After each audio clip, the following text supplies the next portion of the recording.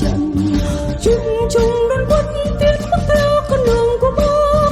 Nở ngàn hoa trên chúng ta dâng lên người lên tươi đàn cả niềm tin chiếu sáng ngời. Cờ sao quyết tâm lấp lánh soi sáng đường cho đi. Đi ta đi giải phóng miền Nam khi quê hương nhà vẫn còn bóng quân sắc ngược. Vì ta còn chiến đấu quyết sạch nó đi lời bác thúc giục chúng ta chiến đấu cho quê nhà Nam Bắc hòa lời ca. Năm xưa bác cùng đoàn con đi chiến dịch núi rừng vẫn nhớ rồi vẫn trong in hình bóng bác. Cả đoàn quân tiến theo người như thác đổ Điện Biên năm nào vọng lời bác dưới chiến hào. Toàn quân hôm nay vẫn hát ca ca nổ bác trao.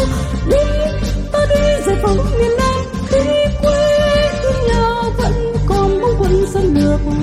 Vì ta còn chiến đấu quyết sạch ta đi lời bác phong lệnh kiến công.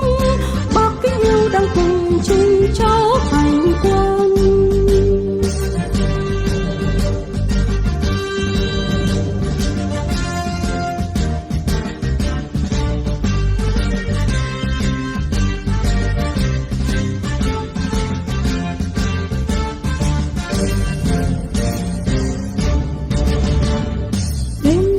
Trên đường hành quân ra mặt trận chung chung đoàn quân tiến bước theo con đường của bác. Nở ngàn hoa trên chúng ta dâng lên người lên tươi đàng cả niềm tin chiếu sáng ngời.